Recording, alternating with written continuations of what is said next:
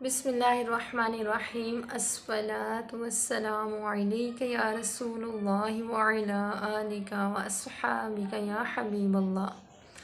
जी अस्सलामु अलैकुम व रहमतुल्लाहि व बरकातुहू। उम्मीद करती हूँ कि आप लोग इंशाअल्लाह ठीक होंगे और बारगाह इलाही में दुआ भी करती हूँ कि अल्लाह ताला हम सब पर अपनी रहमत इसी तरह से बनाए रखे। बेशक कि हमारा परवरदिगार बेहद गफूरुर रहीम है। जी मैं हूँ इकराम मोहम्मद शफ़ीक और आप लोग देख रहे हैं कुरानवी तर्जुमा एंड तफसीर। अपनी क्लास के आगाज़ से पहले आइए अच्छी नियतें कर लेते हैं, क्योंकि अमाल का दारोमदार नियतों पर है। तो हम नियत करते हैं कि इंशाअल्लाह हम जो कुछ पढ़ेंगे, जो कुछ सुनेंगे, इस पर ख़ुद भी अमल करेंगे और इसे दूसरों तक भी पहुँचाएँगे, ताकि वो भी इसके ऊपर अमल करने की तौफ़ीक हासिल कर सकें।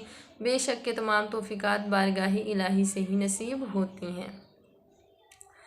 जी जैसा कि आप लोग जानते हैं कि अल्हम्दुलिल्लाह हम सूरह बकरा शरीफ को उसके तर्जुमे और उसकी तफसीर के साथ पढ़ रहे हैं। हम सूरह बकरा शरीफ की 42 आयात जो हैं, 42 वर्सेस जो हैं, हम उनकी ट्रांसलेशन, उनकी एक्सप्लेनेशन जो है वो अल्हम्दुलिल्लाह पढ़ चुके हैं। यानी हमने उनका तर्जुमा और उसकी तफसीर जो है वो पढ़ ली। इंशाअल्लाह शुरू करेंगे आयत नंबर 43 यानी 43 से। तो आइए हम अपने सबक की तरफ चलते हैं। बिस्मिल्लाहिर्रहमानिर्रहीम।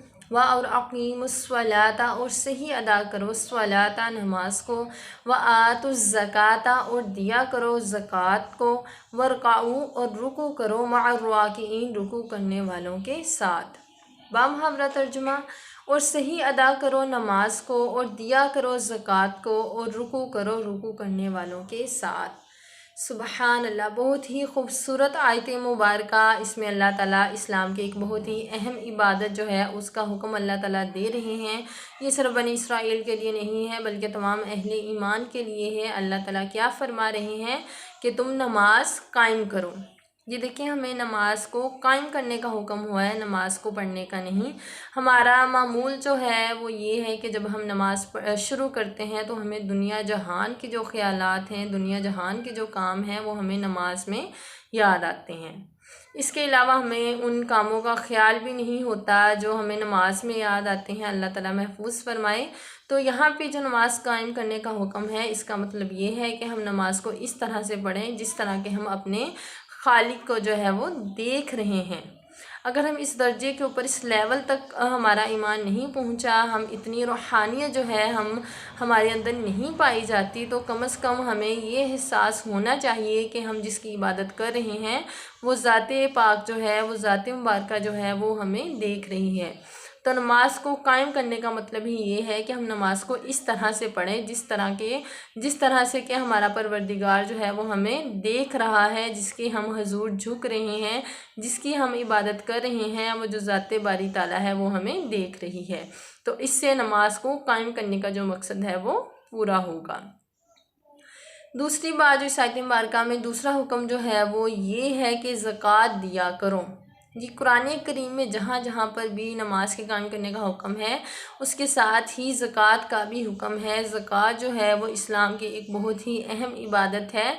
ज़कात जो है वो माल को पाक करती है। जो अल्लाह की राह में खर्च करता है, अल्लाह ताला उसे गुनाह या इससे भी ज़ायद जो है वो अल्लाह ताला जितना चाहे, जितनी अल्लाह ताला की रज़ा हो वो उसको बढ़ा कर जो है वो अल्लाह ताला उसको वापस करता है, अल्लाह ताला की ज़ात। और सिर्फ इतना ही नहीं बल्कि रोज़े क़यामत जब हम इस दुनिया से रुखसत होंगे तो जो अल्लाह ताला की राह में खर्च करते हैं उसका इनाम, उसका अज्र जो है वो वहाँ पर भी हमें दिया जाएगा। तो अल्लाह ताला अपने बंदों से यही हुक्म फरमा रहे हैं कि तुम नमाज को कायम करो और ज़कात दिया करो। और तीसरा जो अल्लाह ताला ने हुक्म फरमाया है वो ये है कि रुकू करने वालों के साथ रुकू किया करो। यानी जो अल्लाह खालिस्तन अल्लाह की बारगाह में झुकते हैं, जो खालिस्तन अल्लाह ताला को रुकू करते हैं, तो ईमान वालों को चाहिए कि तुम भी उनके साथ रुकू किया करो। यहाँ पर जो बिलखुसूस खिताब हो रहा है वो बनी इसराइल के साथ हो रहा है और ये बिलअमूम तमाम ईमान वालों के लिए अल्लाह की तरफ से अहकाम है। पहला जो हुक्म है वो ये है कि नमाज को कायम करो, दूसरा जो है वो ये है कि ज़कात दिया करो और तीसरा कि रुकू करने वालों के साथ रुकू किया करो। बहुत ही खूबसूरत आयत मुबारका। चलें जी अगली आयत मुबारका की तरफ चलते हैं। क्या तअमुरूना, तुम हुक्म करते हो, नन्नासा दूसरे लोगों को, बिलबिद्दी नेकी का, वा और तौसौना और भुला देते हो, अनफुसकुम اپنے آپ کو، اور تم حالانکہ تم تتلون پڑھتے ہو، تتلون الکتابہ کتاب کو، کیا فلا نہیں تعقلون تم نہیں سمجھتے۔ بامحاورہ ترجمہ، کیا تم حکم کرتے ہو دوسرے لوگوں کو نیکی کا اور بھلا دیتے ہو اپنے آپ کو، حالانکہ تم پڑھتے ہو کتاب، کیا تم اتنا بھی نہیں سمجھتے۔ جس آیت مبارکہ 44 جو آیت مبارکہ ہے، 44 جو آیت مبارکہ ہے، یہاں پر خطاب بنی اسرائیل کے علماء سے ہو رہا ہے، اور ان کا کارنامہ جو ہے وہ اللہ تعالیٰ لوگوں کے سامنے لا رہے ہیں کہ ان کا معمول یہ ہوتا تھا کہ وہ دوسرے لوگوں کو تو حکم دیتے تھے کہ تورات شریف کے احکام کے اوپر پابندی سے عمل کیا کرو، ان کی پابندی کیا کرو، لیکن خود کو وہ بھول جاتے تھے، اپنے صرف تھوڑے سے معمولی سے دنیاوی فائدے کے حصول کے لیے وہ تورات شریف کے آیات میں رد و بدل کرتے تھے۔ تو اللہ تعالیٰ علماء یہود سے خطاب فرما رہے ہیں، اللہ تعالیٰ انہیں فرما رہے ہیں کہ تم دوسروں کو تو نیکی کا حکم دیتے ہو لیکن اپنے آپ کو تم بھول جاتے ہو، یعنی تم خود اس کے اوپر عمل نہیں کرتے ہو لیکن دوسروں کو تم اس کا حکم دیتے ہو، جو کہ بہت ہی غلط بات ہے۔ اپنے آپ کو بھلانا نہیں چاہیے، تم اس طرح سے اپنے آپ کے ساتھ زیادتی کر رہے ہو، تو دوسرے لوگ جو ہیں وہ اس کے اوپر عمل کر کے اپنے آپ کو کامیاب کر لیں گے، لیکن تم اپنے آپ کو ناکامی کی طرف لے جا رہے ہو، جو تمہارے لیے بہت ہی خطرناک ہے۔ تو اللہ تعالیٰ یہاں پر بالخصوص علماء یہود سے خطاب فرما رہے ہیں، اور بالعموم یہ ہم سب کے لیے ہے جو دوسروں کو تو نیکی کا کہتے ہیں لیکن اپنے آپ کو بھول جاتے ہیں۔ حضرت انس رضی اللہ تعالیٰ عنہ سے ایک روایت ہے، اس کا مفہوم بیان کرتی ہوں کہ معراج شریف کے شب نبی کریم صلی اللہ علیہ وآلہ وسلم کا غسل ہوا تو آپ نے دیکھا کہ کچھ لوگ ہیں جن کے ہونٹوں کو استغفراللہ آگ کی کینچی سے کاٹا جا رہا ہے، تو آپ نے جبرائیل علیہ السلام سے دریافت فرمایا کہ یہ کون لوگ ہیں، تو حضرت جبرائیل علیہ السلام نے جواب دیا کہ یہ دنیا کے خطیب ہیں، اور ایک روایت میں ہے کہ یہ مسلمانوں کے خطیب ہیں جو دنیا میں لوگوں کو تو نیکی کا حکم دیتے تھے لیکن خود اس کے اوپر عمل نہیں کرتے تھے۔ تو دیکھیں استغفراللہ کتنا خطرناک جو ہے وہ اس کا انجام ہے، جو دوسروں کو تو نیکی کا حکم دیتے ہیں لیکن اپنے آپ کو اس سے روکتے ہیں، تو یہ ایک بہت ہی برا عمل ہے۔ اس سے ہمیں اللہ تعالیٰ کی پناہ مانگنی چاہیے، اسے ہمیں اپنے آپ کو محفوظ رکھنے کی کوشش کرنی چاہیے، اور یہ تبھی ممکن ہے جبکہ ہمارے پروردگار کی دستگیری ہمارے ساتھ شامل حال ہو۔ تو ہمیں اپنے رب کی بارگاہ میں ہی یہ دعا کرنی چاہیے کہ اگر ہم کسی کو نیکی کا حکم دے رہے ہیں تو ہمیں چاہیے اس نیکی کو پہلے خود اپنی زندگی میں اپلائی کریں، اس کو خود اپنائیں، اس کو خود اس کے اوپر عمل کر کے دکھائیں، اور پھر ہم دوسروں کو حکم دیں کہ وہ اس نیکی کی طرف آئے، تاکہ ہم سے ہمارا پروردگار جو ہے وہ راضی ہو جائے۔ یہ نیکی کرنا اور نیکی کا حکم دینا جو ہے وہ صرف اسی لیے ہے کہ ہمارا خالق و مالک ہم سے راضی ہو۔ تو اس میں اپنے آپ کو بھلا دینا اور دوسروں کو حکم دینا یہ ایک بہت ہی برا عمل ہے۔ یہاں پہ اللہ تعالیٰ بنی اسرائیل کی یوں کہیے کہ ان کے اس عمل کو دنیا کے سامنے پیش بھی فرما رہے ہیں، پیش بھی کر رہے ہیں، اور ساتھ ہی انہیں تلقین اور نصیحت بھی فرما رہے ہیں کہ یہ تمہارے لیے بہت ہی خطرناک ہے، لہٰذا تم اس سے اپنے آپ کو بچا لو، اس سے باز آ جاؤ۔ ایک اور بات جو یہاں پہ اللہ تعالیٰ نے ارشاد فرمائی کہ تم اللہ کی کتاب کو پڑھتے ہو، کیا تم سمجھتے نہیں ہو؟ یعنی تمہیں چاہیے کہ تم ان نیکیوں کے اوپر خود عمل کرو، تمہیں چاہیے کہ تم خود پہلے ان جو احکام ہیں تورات شریف کے ان کے اوپر خود عمل کرو، پھر تم دوسروں کو حکم دو۔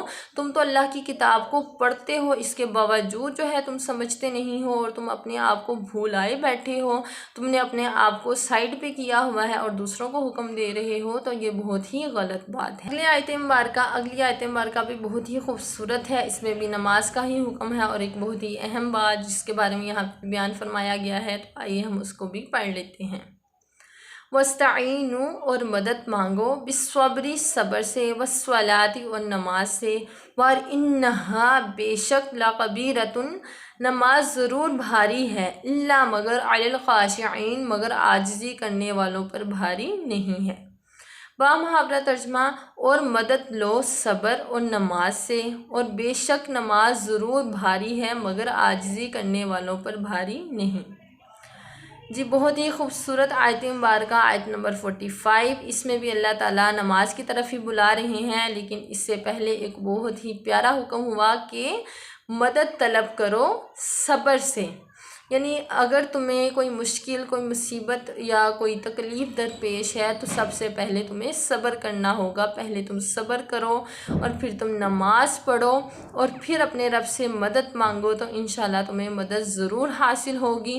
اور ساتھ ہی اللہ تعالیٰ نے کیا فرمایا کہ نماز ضرور بھاری ہے لیکن ان پر نہیں جو عاجزی کرنے والے ہیں، کیونکہ نماز میں ہم سجدہ کرتے ہیں اور سجدے میں انسان جو ہے وہ اپنے رب کے بہت ہی زیادہ قریب ہوتا ہے، اور سجدہ استغفر اللہ کئی لوگوں کے اوپر بھاری ہے۔ تو اللہ تعالیٰ کیا فرما رہے ہیں کہ جو لوگ عاجزی کرتے ہیں، جو لوگ جھکتے ہیں اپنے پروردگار کی بارگاہ میں، ان کے لیے نماز جو ہے وہ مشکل نہیں ہے، ان کے لیے نماز جو ہے وہ بھاری نہیں ہے، ان کے لیے بہت ہی آسان ہے۔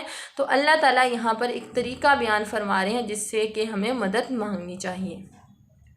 اس آیت مبارکہ میں اللہ تعالیٰ علماء یہود کو ہی اپنی طرف بلا رہے ہیں کہ تم بہت ہی غلط کاموں میں پڑے ہوئے ہو، تو تمہیں چاہیے کہ تم اللہ تعالیٰ کی مدد مانگو ان سے نکلنے کے لیے۔ تو اس کے لیے کیا ضروری ہے کہ اپنی نفسانی خواہشات کو تم ترک کر دو، یعنی صبر کرو، تم وہ کام نہ کرو جو تمہارا نفس کرنے کے لیے تمہیں کہہ رہا ہے، بلکہ تم وہ کام کرو جس کا تمہیں تمہارے پروردگار نے حکم دیا ہے، یعنی اپنے آپ کو برائیوں سے روک لینا، اس طرح سے صبر کرنا اور پھر اللہ کی بارگاہ میں اپنے آپ کو جھکا دینا، یعنی نماز قائم کرنا۔ اس طرح سے جب تم مدد مانگو گے تو تمہیں اللہ تعالیٰ کی بارگاہ سے مدد ضرور ملے گی۔ اور نماز جو ہے وہ بھاری ہے بہت سے لوگوں کے لیے، لیکن جو عاجزی کرنے والے ہیں، جو حقیقتاً اپنے رب کی بارگاہ میں جھکنے والے ہیں، ان کے لیے نماز جو ہے وہ بھاری نہیں ہے۔ یہ تھا ہمارا آج کا سبق۔ الحمدللہ ہم نے مزید 3 آیات، ان کا ترجمہ اور ان کی تفسیر اللہ تعالیٰ کی